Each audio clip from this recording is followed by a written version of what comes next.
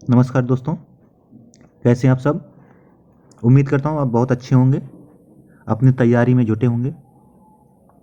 आज हम एडुटेरिया का जो ये 67वीं बीपीएससी का प्रैक्टिस सेट जारी किया गया है, इसमें 15 सेट हैं।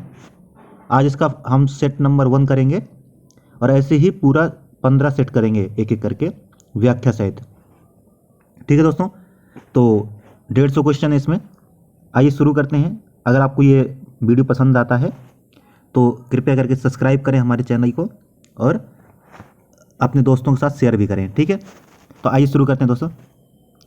इसमें फर्स्ट क्वेश्चन देखिए क्या है कि संविधान के किस अनुच्छेद के तहत संसद को संयुक्त अधिवेशन यानी संयुक्त बैठक का अधिकार है। तो ये है अनुच्छेद नंबर 108। अनुच्छेद 108 में संसद की संयुक्त बैठक का प्रावधान किया गया है। संयुक्त बैठक की जो अध्यक्षता की जाती है वो की जाती है लोकसभा, ठीक है, स्पीकर द्वारा। और अभी तक भारत में सिर्फ 3 बार संयुक्त अधिवेशन यानी संयुक्त बैठक हुई है।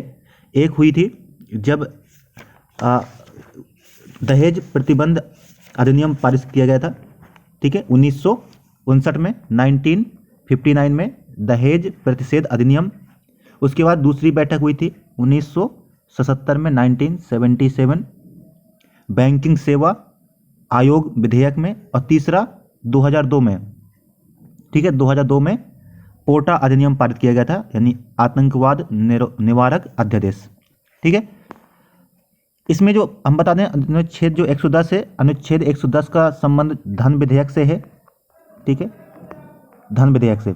और अनुच्छेद 112 का संबंध, अनुच्छेद 112 का संबंध किससे है? वार्षिक वित्तीय विवरण यानी कि आर्थिक सर्वेक्षण से। ठीक है, नेक्स्ट देखते हैं। निम्न में से कौन भारत के राष्ट्रपति के चुनाव में जो चुनाव निर्वाचक सदस्य के रूप में नहीं होता, यानी कि कौन जब राष्ट्रपति का निर्वाचन होता है तो उसमें पार्टिसिपेट नहीं करता है। तो मैं आपको बता दूं कि लोकसभा के निर्वाचित सदस्य, राज्यसभा के निर्वाचित सदस्य और विधानसभा के निर्वाचित सदस्य, ये तीनों के तीनों पार्टिसिपेट करते हैं। परंतु राज्य विधान परिषद के जो सदस्य होते हैं, चाहे वो निर्वाचित हों चाहे मनोनीत हों, ये सदस्य पार्टिसिपेट नहीं करते हैं। ना ही राज्यसभा के मनोनीत सदस्य या राज्य विधानसभा के मनोनीत सदस्य इसमें पार्टिसिपेट नहीं करते हैं। ठीक है,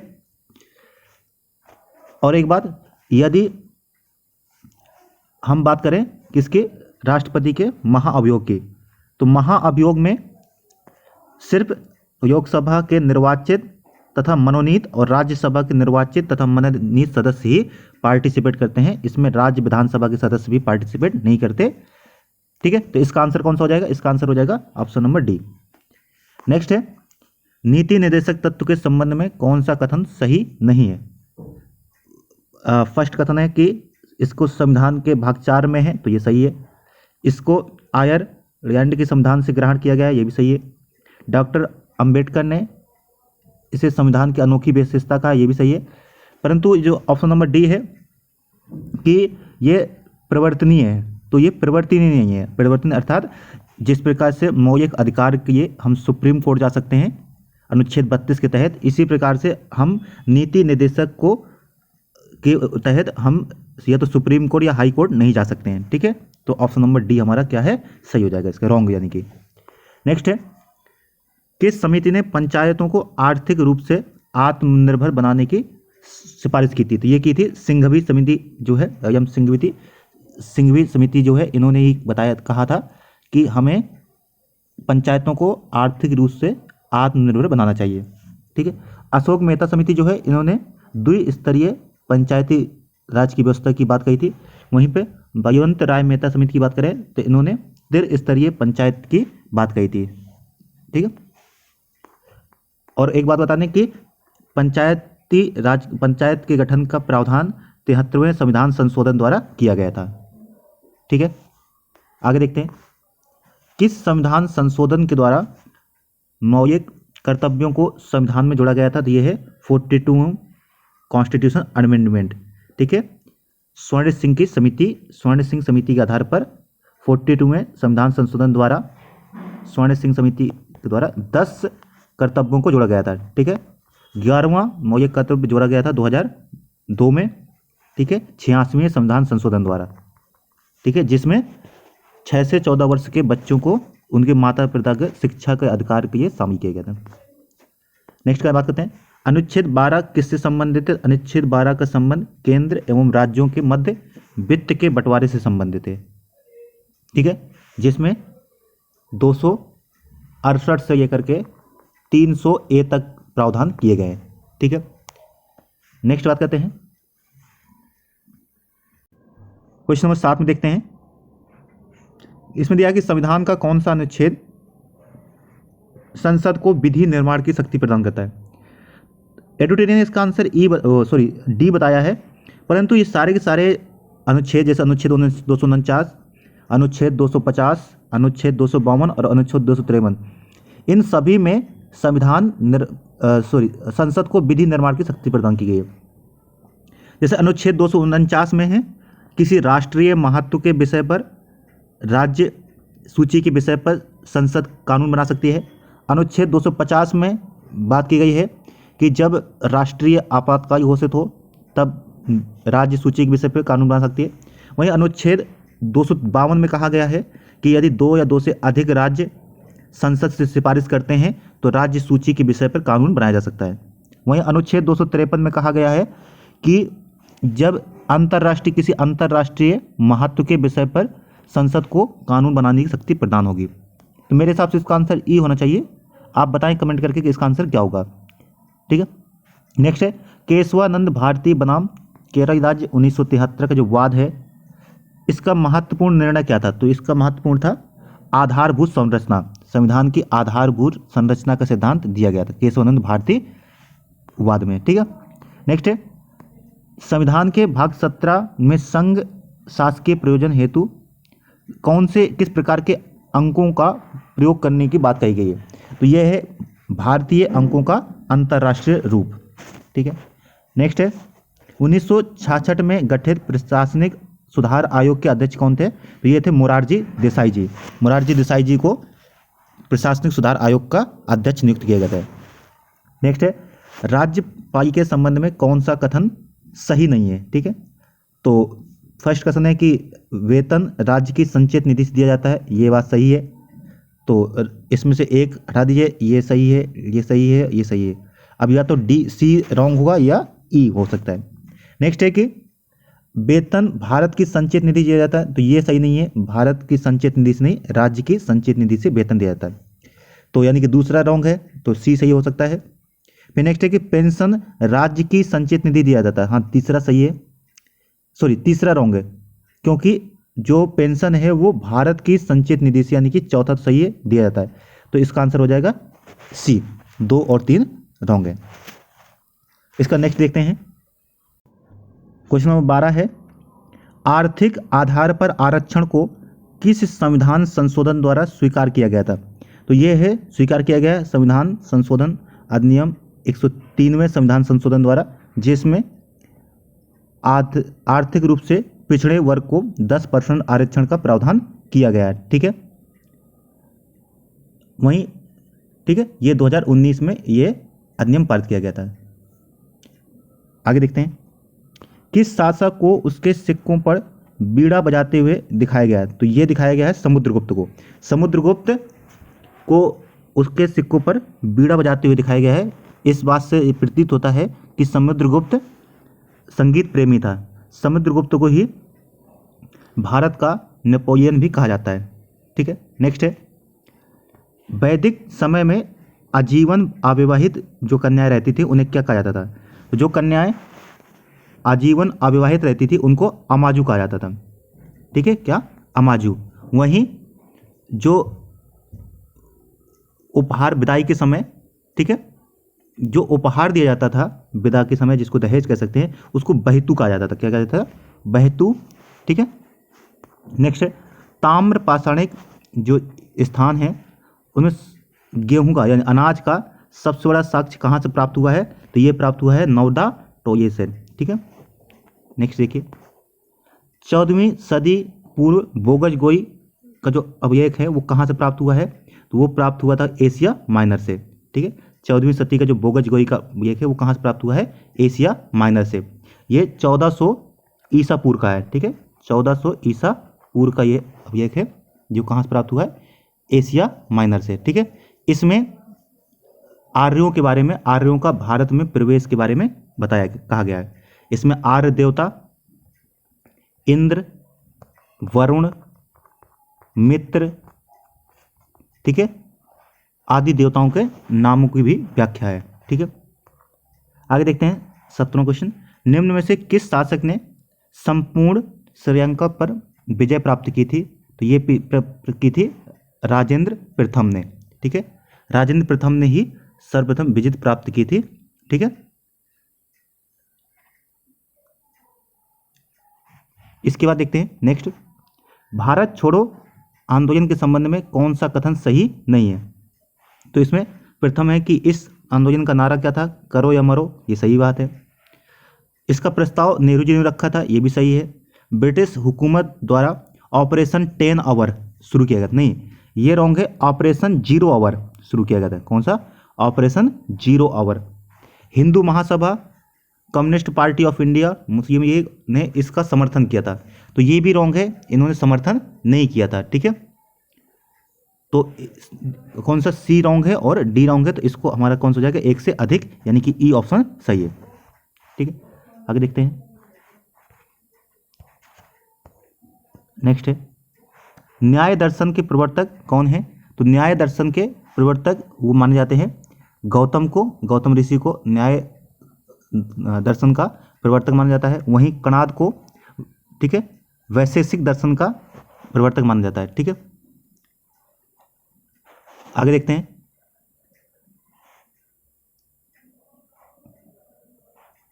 नेक्स्ट है, निम्न में से किस संगठन का गठन वर्ष 1885 में परिवर्तित करके भारतीय राष्ट्रीय कांग्रेस रखा गया था? तो ये रखा गया था भारतीय राष्ट्रीय संघ, यानी कि भारतीय राष्ट्रीय कांग्रेस का जो पुराना नाम था वो था भारतीय राष्ट्रीय संघ।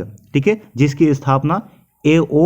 ह्यूम ने की थी 1884 में। बाद में 1885 में को ही इसका नाम बाद में क्या पड़ गया, भारतीय राष्ट्रीय कांग्रेस। ठीक है, इसका नाम दादा भाई नौरोजी के सुझाव पर रखा गया था, भारतीय राष्ट्रीय कांग्रेस। नेक्स्ट है, सुभाष चंद्र बोस के बारे में कौन सा कथन सही नहीं है? तो 1839, 38 और 39 में उन्होंने कांग्रेस के अध्यक्ष थे, तो ये सही है।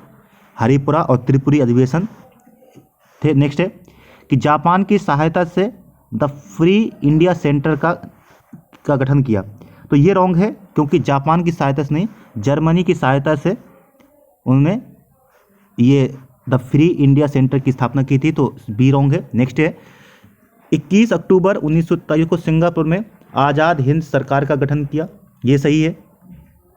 उसका डी है कि उन्होंने तुम मुझे खून दो मैं तुम्हें आज़ादी दूंगा नारा दिया था, ये भी सही है, तो यानी कि इसका बी ऑप्शन रॉन्ग है। नेक्स्ट है, मसस्त जागीर की शुरुआत किस शासक ने की थी? तो ये की थी औरंगजेब ने। किसने? औरंगजेब ने मसस्त जागीर की शुरुआत की थी। ठीक है, और क्या बारे में इसको, जैसे कि आप जानते हैं कि औरंगजेब ही था जिसने हिंदुओं पर, यानी कि गैर मुस्लिम पर जजिया कर की शुरुआत किया था। ठीक है, और इसे जिंदा पीर के नाम से भी जाना जाता है। ठीक है, जिंदा पीर के नाम से जानते हैं। 1707 में इसकी मृत्यु हो जाती है। नेक्स्ट देखते हैं, इब्न बतूता जो था, आप जानते हैं इब्न बतूता मोरक्को का निवासी था। ये किसके शासनकाल में भारत आया था? तो यह आया था मोहम्मद बिन तुगलक के समय में ये भारत आया था। 1333 में भारत आया था और ये रहा था 1342 तक भारत में रहा था। इसने एक किताब, इसकी पुस्तक है जिसका नाम था रहया, ठीक है, जिसमें इसने भारत के बारे में वर्णन किया है। ठीक है, एक इंपॉर्टेंट पुस्तक है। मोरक्को का निवासी था। कहाँ का निवासी था? मोरक्को का। आगे देखते हैं, ये षड्यंत्र केस के नाम से प्रसिद्ध लॉर्ड हार्डिंग पर बम फेंकने पर किसको फांसी दी गई थी? यानी कि बम फेंकने के केस में किसको फांसी दी गई थी? तो ये 4 ऑप्शन है। बसंत कुमार विश्वास, इनको दी गई थी। बाई मुकुंद, इनको भी दी गई थी। अवध बिहारी, इनको भी दी गई थी। मास्टर अमीचंद, इनको भी दी गई थी। यानी कि इस चारों के चारों सही है, तो इसका ऑप्शन हो जाएगा ई। नेक्स्ट है 13 अप्रैल 1990 को हुए जलियांवाला बाग हत्याकांड के संबंध में निम्न में से कौन सा कथन सही नहीं है? तो यह है जो एक्ट रॉयट एक्ट था सत्यपाल मलिक और, ठीक है, इनके विरोध में, गिरफ्तारी के विरोध में हो रहा था, तो ये सही है। डायर ने शांतिपूर्ण सभा पर गोली चलवाई, ये भी सही है। हत्याकांड की जांच के लिए हंटर कमेटी गठित की गई, ये भी सही है, ठीक है। और इसके बाद डायर को भारत में पदोन्नति की गई, नहीं ये रॉन्ग है, भारत में इसको पदोन्नति नहीं की गई थी, तो ऑप्शन डी इसमें रॉन्ग हो जाएगा, ठीक है। नेक्स्ट देखते हैं। इसके बाद किस प्रसिद्ध नेता ने विभाजन को कांग्रेस का विश्वासघात बताते हुए कहा था कि खुदाई खिदमतगारों को भेड़ियों के आगे फेंका जा रहा है? ये किसने कहा था? खान अब्दुल गफ्फार खान ने ही कहा था। इन्होंने ही खुदाई खिदमतगार नाम का एक संगठन शुरू किया था, जिसे यारी कुर्ती कहते थे, ठीक है। ये पश्चिमी जो भारत था, यानी कि अब जो पाकिस्तान है, वहाँ के ये संगठन बहुत सक्रिय था, ठीक है। आगे देखते हैं। नेक्स्ट है विजयनगर साम्राज्य में 58 से क्या ऊपर आए? तो अब 58 जो है वो राजस्व विभाग होता था। यहाँ के जो कर होता था उसे शिष्ट कहा जाता था। शिष्ट क्या था? कर था, और यह होता था उपज का 1/6 भाग, ठीक है। तो 58 जो है, सॉरी, वो क्या है? राजस्व विभाग का अधिकारी होता था। नेक्स्ट है कि निम्न में से सर्वप्रथम किसने दक्षिण राज्यों को अपने सल्तनत में मिलाया था? तो ये था कौन? ये था गयासुद्दीन, ठीक है। वैसे गयासुद्दीन ने सर्वप्रथम दक्षिण अभियान किया था, ठीक है, परंतु इसने अभी तक दक्षिण को अपने राज्य में शामिल नहीं किया था, परंतु गयासुद्दीन ने ऐसा किया था। तो गयासुद्दीन फर्स्ट शासक था जिसने ऐसा किया था, ठीक है। उसका नेक्स्ट है 1857 के स्वतंत्रता संग्राम में किस राजवंश ने अंग्रेजों की सर्वाधिक सहायता की थी? ये थे सिंधिया। ग्वालियर के सिंधियों ने सर्वप्रथम 1857 में सहायता की थी, और जो झांसी की रानी थी उसके सहयोग न देकर के अंग्रेजों का साथ दिया था, ठीक है। नेक्स्ट है निम्न में से महात्मा गांधी के राजनीतिक गुरु कौन थे? तो ये थे गोखले, ठीक है, गोपाल कृष्ण गोखले। ये गांधी जी के राजनीतिक गुरु थे, ठीक है। और ये जिन्ना के भी राजनीतिक गुरु थे, ठीक है। तो जिन्ना के भी राजनीतिक गुरु थे। आगे नेक्स्ट है अरुणा ये का संबंध स्वतंत्र संघर्ष में किस आंदोलन से था? तो ये था भारत छोड़ो आंदोलन से, ठीक है। इस समय उन्होंने क्या किया था? भारत छोड़ो आंदोलन के समय 9 अगस्त, ठीक है, 1942 को, ठीक है, ये आंदोलन शुरू होता है, ठीक है। और इसमें ये भूमिगत रह करके, कौन? अरुणा आसफ, ये जो है ये भूमिगत रह करके क्या करती हैं? महत्वपूर्ण भूमिका निभाती हैं, ठीक है। इन्हें ही 1997 में 1997 में भारत रत्न से सम्मानित किया जाता है मरणोपरांत, ठीक है। नेक्स्ट प्रश्न है कलकत्ता में हिंदू कॉलेज की स्थापना किसने की थी? तो ये की थी राजा राम मोहन राय ने। इसने राजा राम मोहन राय जी ने स्थापना की थी, ठीक है। कब की थी? तो ये की थी 1817 में, 1817 में इसकी स्थापना की जाती है, ठीक है। बाद में इसी का नाम 1855 में चेंज करके कर दिया जाता है, प्रेसिडेंसी कॉलेज कर दिया जाता है। क्या कर दिया जाता है? प्रेसिडेंसी, ठीक है, कॉलेज, ठीक है। नेक्स्ट देखते हैं।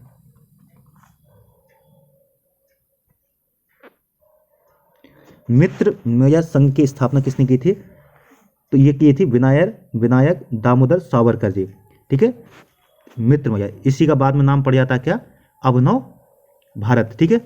तो इसकी स्थापना कब की थी? तो ये की थी 1899 में, ठीक है, इसकी स्थापना की थी। बाद में मैंने बताया 1899 में इसकी स्थापना हुई, वो यही बाद में 1904 में क्या बन जाता है? अभिनव भारत। क्या बन जाता है? अभिनव भारत, ठीक है। तो इसके कौन संस्थापक हैं? विनायक दामोदर सावरकर, जिसको बीडी सावरकर के नाम से भी जानते हैं, ठीक है। इसको दे असहयोग आंदोलन के दौरान विदेशी कपड़ों को जलाने की एक निष्ठुर बर्बादी किसने कहा था? ये कहा था रविन्द्रनाथ टैगोर ने, ठीक है। नेक्स्ट है, ठीक है, किसने अहमदाबाद टेक्सटाइल लेबर एसोसिएशन की स्थापना की थी? तो ये की थी गांधी जी ने, ठीक है। गांधी जी ने 1918 में जब अहमदाबाद में धरना देते हैं, मजदूरों की हड़ताल हो जाती है, उसका नेतृत्व करते हैं और वहीं पर इसकी स्थापना करते हैं, ठीक है। एकटक कहते हैं इसको, क्या कहते हैं? एटक। ये कब की थी? 31 अक्टूबर 1920 को इसकी स्थापना की जाती है, ठीक है। तो इसका महात्मा गांधी हो जाएगा। नेक्स्ट है, द्वितीय गोलमेज सम्मेलन में कांग्रेस का प्रतिनिधित्व किसने किया था? तो ये किया था गांधी जी ने, ठीक है। गांधी जी ने इसका प्रतिनिधित्व किया था। गांधी इरविन समझौता होता है 5, ठीक है, 5 मार्च 1931 को, और उसके बाद फिर गांधी जी जाते हैं। और कौन जाते हैं गांधी जी के साथ? सरोजनी नायडू भी गांधी जी के साथ जाती हैं, परंतु वो कांग्रेस की तरफ से नहीं होती हैं। कांग्रेस की तरफ से एकमात्र प्रतिनिधि कौन थे? गांधी जी। सुभाष चंद्र बोस को देश नायक कहकर किसने संबोधित किया था? तो ये संबोधित किया था रविन्द्रनाथ टैगोर ने। रविन्द्रनाथ टैगोर ने सुभाष चंद्र बोस को देश नायक कहा था। वहीं गांधी जी ने उन्हें देशभक्त या देशभक्तों का देशभक्त कहा था, देशभक्तों का देशभक्त, ठीक है। भारत सरकार ने अब से सुभाष चंद्र बोस जो 23 जनवरी को उनका जयंती होती है, उसे पराक्रम दिवस के रूप में मनाने की घोषणा की है, ठीक है। क्या? पराक्रम दिवस। नेक्स्ट है, टीपू सुल्तान तथा अंग्रेजों के मध्य अंतिम युद्ध कब हुआ था? ठीक है, तो ये हुआ था अंतिम युद्ध 1799 को, जिसे चतुर्थ युद्ध कहते हैं, चतुर्थ आंग्ल मैसूर युद्ध कहते हैं, ठीक है। इसमें टीपू की मृत्यु हो जाती है, ठीक है, टीपू मारा जाता है। ये प्रथम व्यक्ति था जिसने अपनी सेना को यूरोपीय पद्धति पर फ्रांसीसियों की मदद से तैयार किया था, ठीक है, और इसने ही सर्वप्रथम तोपों का प्रयोग भी किया था, ठीक है। तो आगे देखते हैं, निम्न ब्रिटिश प्रधानमंत्रियों में किसने भारत में क्रिप्स मिशन भेजा था? तो ये भेजा था विंस्टन चर्चिल, ठीक है। 1942 में क्रिप्स मिशन भारत आता है, ठीक है, और तो किसने भेजा था? ये विंस्टन चर्चिल, ठीक है। आगे देखते हैं, लेकिन भारत जब आज़ाद होता है तो यानी स्वतंत्र समय कौन प्रधानमंत्री हो जाते हैं? चर्चिल की हार हो जाती है, और कौन आ जाते हैं? एटले, ठीक है, प्रधानमंत्री होते हैं। ओके, नेक्स्ट देखते हैं आगे, क्वेश्चन नंबर 40 देखते हैं। महात्मा गांधी और इरविन के मध्य समझौता कब हुआ था? तो मैं बताया अभी 5 मार्च 1931 को गांधी जी और इरविन के बीच समझौता होता है। नेक्स्ट है, 1857 के विद्रोह के समय भारत का गवर्नर कौन था? तो उस समय भारत का गवर्नर कौन थे? कैनिंग थे, ठीक है। यही बाद में भारत के प्रथम वायसराय भी बनते हैं, ठीक है। नेक्स्ट देखते हैं, केंद्रीकृत नियोजन प्रणाली में उत्पादन के साधनों का स्वामित्व, संचालन, प्रबंधन, नियंत्रण किसके द्वारा होता है? तो ये जो सारी विशेषताएं दी हैं, ये एक तरीके से समाजवादी सरकार की विशेषताएं हैं। इसमें नियंत्रण जो होता है या तो किसी एक केंद्रीय इकाई द्वारा होता है या फिर सरकार का नियंत्रण होता है। तो हमें इसमें केंद्रीय इकाई दिया है, तो केंद्रीकृत नियोजन प्रणाली अपनाई जाती है, ठीक है। तो एक केंद्रीय इकाई द्वारा हो जाएगा। तो इसका नेक्स्ट है, ग्रामीण एवं शहरी क्षेत्रों को संयुक्त कर संपूर्ण देश के लिए कितनी न्यूनतम ऊर्जा की आवश्यकता होती है? तो ये होती है 2250 कैलोरी ऊर्जा की आवश्यकता होती है, ठीक है। नगरीय क्षेत्र को 2100, ठीक है, और वहीं पे नगरीय क्षेत्र की बात करें तो ये हो जाएगा 2100 कैलोरी, और ग्रामीण क्षेत्र ये 2400, ठीक है, और संयुक्त को कितना? 2250। निम्न को मैच करना है, तो आइए देखते हैं। आप इसमें से जानते हो केसर क्या जानती हो? जम्मू कश्मीर, तो आप केसर को जम्मू कश्मीर मैच कर दीजिए, यानी कि 1 का 4। अब 1 का 4 देखिए आप किस में है, किसमें? तो 1 का 4 एक ही है, बी ऑप्शन सही है यहाँ पे, यानी 1 का 4 हो जाएगा। वहीं बात करते हैं काली मिर्च, तो ये आप जानते हैं 3rd हो जाएगा इसका केरल, ठीक है। वहीं जीरा की बात करते हैं, यानी 4 का 1 राजस्थान, और हल्दी की बात हो जाएगी तो ये हो जाएगा आंध्र प्रदेश, ठीक है। नेक्स्ट देखते हैं, किस कीमत को किसानों के लिए बीमा की संज्ञा दी जाती है, बीमा कीमत संज्ञा, तो ये दी जाती है एमएसपी को, न्यूनतम समर्थन मूल्य, एमएसपी को बीमा कीमत की संख्या दी जाती है। ठीक है, यह आप जानते हैं कि जो एमएसपी निर्धारित की जाती है वो 2 बार की जाती है, एक रबी और एक बार खरीफ क्रॉप। ठीक है, सीएससीपी जो होती है कृषि एंड मूल्य लागत आयोग के द्वारा इसका समर्थन किया जाता है। नेक्स्ट देखते हैं, राष्ट्रीय कृषि तथा ग्रामीण विकास बैंक जो नाबार्ड है, इसकी स्थापना जो है वो किस समिति की सिफारिश पर होती है? तो ये होती है शिवरामन सिंह समिति। शिवरामन सिंह समिति के सिफारिश पर इसकी स्थापना 1982 में की जाती है। कब? 1982 में स्थापना होती है। ठीक है, यह प्रत्यक्ष रूप से ऋण नहीं देता है, परंतु अप्रत्यक्ष रूप से इससे ऋण प्राप्त किया जा सकता है। ठीक है, नेक्स्ट देखते हैं, मैच करना है। तो आप कहते हैं कौन सा मैच नहीं है, सही मैच नहीं है? तो हरित क्रांति का संबंध खाद्यान्न से, तो ये तो इसका सही है कि ठीक है, हरित क्रांति का संबंध खाद्यान्न से, ये सही है, गेहूं। पीली क्रांति का संबंध जो है वो मक्का से नहीं है, वो किससे है? तिलहन से है। ठीक है, उसका श्वेत क्रांति ये दुग्ध उत्पादन, ये सही है। कृष्ण क्रांति भी रॉन्ग है, कपास नहीं है, इसका क्या हो जाएगा? पेट्रोलियम हो जाएगा। ठीक है, तो ये दोनों रॉन्ग है। कौन सा? एक तो बी रॉन्ग है और एक डी रॉन्ग है, तो इसका आंसर क्या हो जाएगा? ई हो जाएगा, यानी एक से अधिक। नेक्स्ट, भैया इस्पात संयंत्र किस देश की सहायता से स्थापित किया गया था? तो ये किया गया था सोवियत संघ, जो आज रूस है, इसकी सहायता से स्थापित किया गया था। ठीक है, तो सोवियत संघ की सहायता से स्थापित किया गया था द्वितीय पंचवर्षीय योजना में। कौन सी? द्वितीय पंचवर्षीय योजना। ठीक है, नेक्स्ट, निम्न में से मुद्रा का निकट प्रतिस्थापन सन्निकट जो होता है, यानी कि कौन नजदीक होता है मुद्रा के? तो शेयर भी होता है, बॉन्ड भी होता है, सरकारी प्रतिभूतियां भी होती हैं, ये सारे के सारे होते हैं। तो हम इसको कह सकते हैं कि इसका एक से अधिक, यानी कि ऑप्शन ई सही हो जाएगा। नेक्स्ट है, यदि एक दी हुई समयावधि में कीमतें तथा मौद्रिक आय दोनों दुगनी हो जाएं तो वास्तविक आय पर क्या प्रभाव पड़ेगा? तो इसका कोई प्रभाव नहीं पड़ेगा, यानी अगर मुद्रा भी दुगना हो जाए और आय भी दुगनी हो जाए तो वास्तव में कोई प्रभाव नहीं पड़ेगा, यानी अपरिवर्तित रहेगी। तो ये इसका सी सही हो जाएगा। 50 क्वेश्चन हो गया। इसका देखते हैं 51वां, आर्थिक सर्वेक्षण 2020-21 के अनुसार किस देश के किस राज्य में सबसे अधिक गरीबी दर है? तो ये है छत्तीसगढ़ में सबसे अधिक गरीबी है। ठीक है, 2019-20 के आंकड़ों के अनुसार। ठीक है, वहीं बात की जाती है बिहार की, तो बिहार का चौथा स्थान है। कौन सा स्थान है? 4th स्थान है। ठीक है, ठीक राज्यों में, और संघ राज्य को भी किया जाए तो 5वां स्थान बिहार का।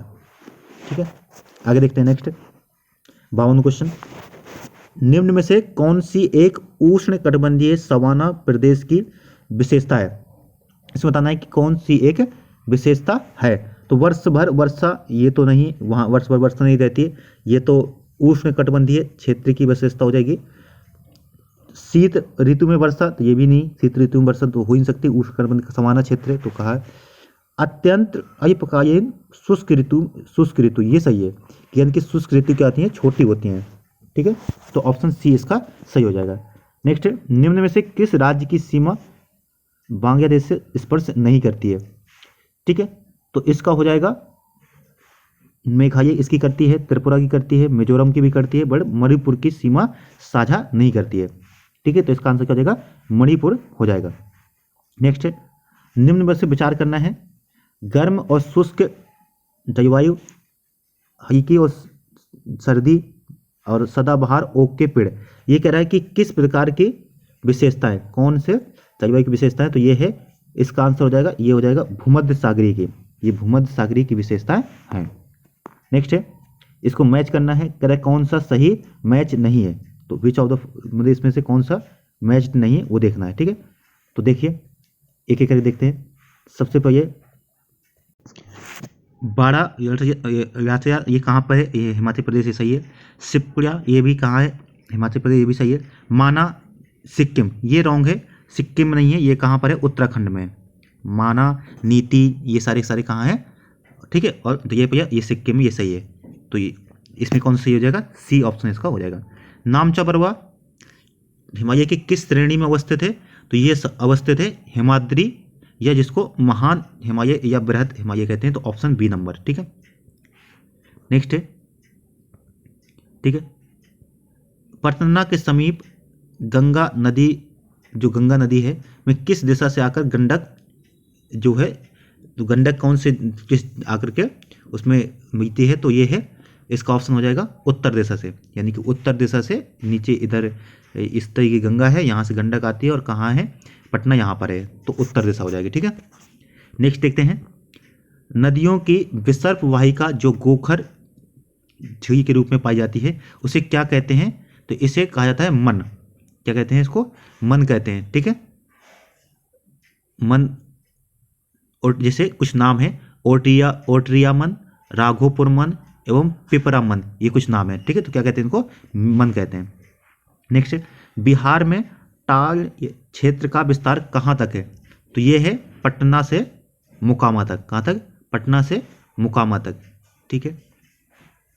इसका देखते हैं, चंदन का मैदान बिहार के किस भाग में अवस्थित है, चंदन का मैदान बिहार के किस भाग में अवस्थित है, तो ये है दक्षिण पूर्व बिहार में। कहाँ, दक्षिण पूर्व बिहार, यानी ऑप्शन नंबर 20 का सही हो जाएगा, ठीक है। ये जो बांका और भागलपुर का जो क्षेत्र है वहाँ पर ये क्षेत्र पाया जाता है, ठीक है, जिसके दक्षिण पूर्व बिहार में ये वो से, ठीक है। नेक्स्ट देखते हैं,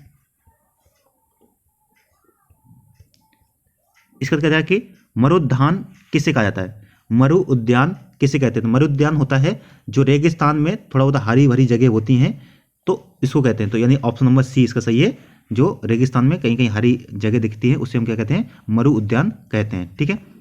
नेक्स्ट देखते हैं, दामोदर घाटी निगम की स्थापना कब की गई थी, ये की गई थी 1948, ठीक है, को दामोदर घाटी, ठीक है, निगम की स्थापना की गई थी, ठीक है। यह एक प्रथम बहुउद्देशीय नदी घाटी परियोजना थी जो झारखंड एवं पश्चिम बंगाल में बाढ़ प्रभावित क्षेत्रों में है, ठीक है। इसका देखते हैं, निम्न घास के मैदानों में कौन सा सही है, तो ऑप्शन ए है कैम्पोज, या इसको पंपास भी कहते हैं। ये उत्तरी ब्राज़ील दिया है, जबकि ये कहाँ पे है, दक्षिणी ब्राज़ील में, ठीक है, तो दक्षिणी में है। उसका पंपास, ठीक है, तो पंपास के बारे में देखते हैं, ये है कहाँ पर, ठीक है, सॉरी, हाँ, पंपास का विस्तार कहाँ पर है, तो पंपास का विस्तार है अर्जेंटीना में, ठीक है, अर्जेंटीना। वहीं यानोज वेनेजुएला, ये सही है हमारा। सहीवास का कहाँ पर है, तो ये है अमेजन बेसिन में, दक्षिणी नहीं, कहाँ, अमेजन बेसिन में, ठीक है, तो ऑप्शन सी इसका सही है। नेक्स्ट है, हेलसिंकी किस यूरोपीय देश की राजधानी है, ठीक है, तो ये है किसकी, फिनलैंड की राजधानी है, ठीक है। वहीं डेनमार्क की क्या है, कोपेनहेगन, कोपेनहेगन किसकी है, डेनमार्क की, ठीक है। वहीं नॉर्वे क्या है, ओस्लो, ठीक है। और स्वीडन की राजधानी क्या है, तो स्वीडन की राजधानी है स्टॉकहोम, ठीक है, स्टॉकहोम। तो ये सारे सारे, इसका निम्न में से कौन सी ठंडी धारा नहीं है, तो ये आप जानते हो, कनारीज की धारा, हमबोल्ट की धारा, ओएसयू की धारा, ये सारे तीनों क्या हैं, ठंडी हैं, परंतु आगुलहास की धारा जो है ये गर्म धारा है, जो किसकी है, हिंद महासागर की, दक्षिणी हिंद महासागर की धारा है, ठीक है।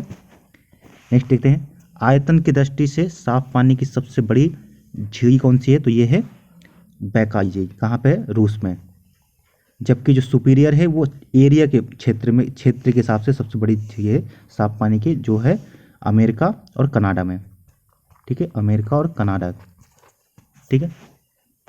नेक्स्ट देखिए, टोरेस JW मध्य जो है वो किन दो द्वीपों के मध्य अवस्थित है, ठीक है, तो ये है ऑस्ट्रेलिया और पापुआ न्यू गिनी, यानी ए ऑप्शन सही है, ठीक है, टोरेस। वहीं अगर बात करते हैं ऑस्ट्रेलिया तस्मानिया के मध्य, तो इसके मध्य है बास JW मध्य, ठीक है। वहीं बात करते हैं उत्तरी एवं दक्षिणी न्यूजीलैंड के मध्य, ठीक है, तो ये है कुक। कौन सा? कुक। अब हम बात करें इंडोनेशिया मलेशिया की भी, तो ये है मलक्का। ठीक है, नेक्स्ट देखते हैं, वर्तमान में हीरे का सर्वाधिक उत्पादक देश कौन सा है? तो ये है रूस। रूस हीरे का सर्वाधिक उत्पादक देश है। दूसरे नंबर पे कौन सा है? तो सेकंड नंबर पे है बोत्सवाना। ठीक है, बोत्सवाना। उसके बाद कांगो गणराज्य, दक्षिण अफ्रीका, फिर ऑस्ट्रेलिया। यानी कांगो गणराज्य का तीसरा नंबर आता है, दक्षिण अफ्रीका का चौथा नंबर आता है।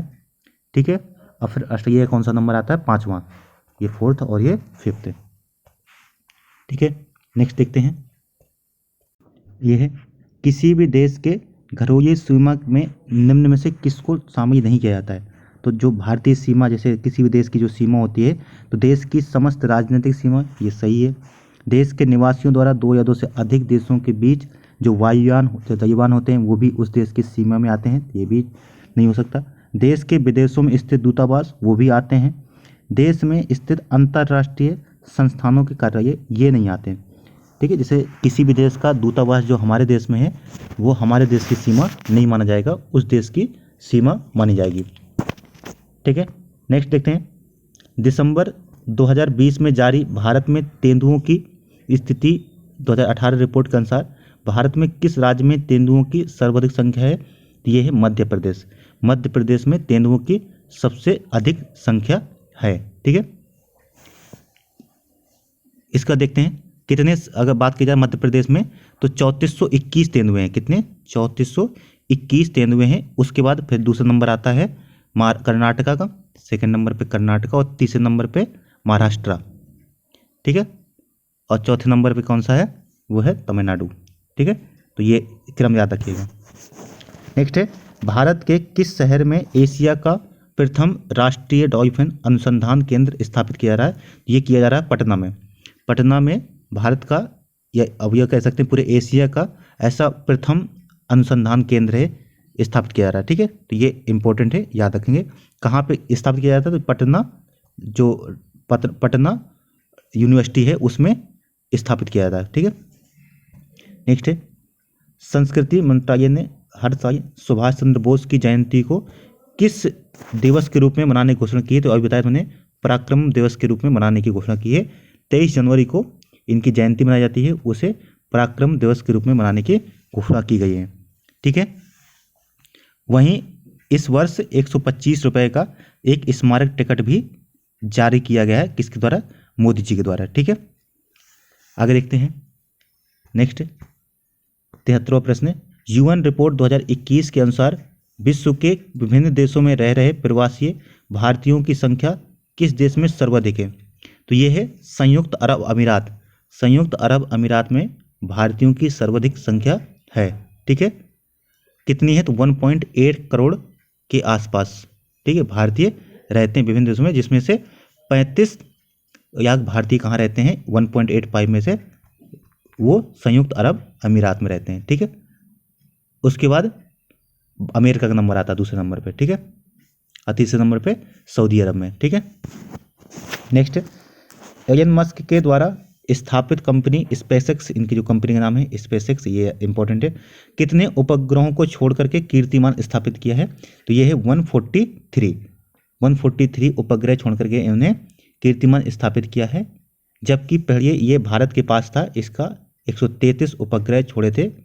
ठीक है, परंतु अब ये इनके पास आ गए। ठीक है, आगे देखते हैं, व्यक्तिगत रूप से लगातार 2 बार ओलंपिक में पदक जीतने, और ये भारत की प्रथम खिलाड़ी कौन बन गई है स्त्रियों महिलाओं में से? वो बन गई है पीवी सिंधु। ठीक है, पीवी सिंधु ऐसे बन गई है। ठीक है, इन्होंने एक बार रियो में, ठीक है, 2016 में रजत पदक जीता था, और 2020 में उन्हें कांस्य पदक जीता है। ठीक है, तो आज हमने 75 क्वेश्चन किए, और नेक्स्ट वीडियो में 75 को इसके क्वेश्चन करेंगे। अगर आपको ये वीडियो पसंद आया है तो कृपया सब्सक्राइब करें, अपने दोस्तों के साथ शेयर करें। धन्यवाद।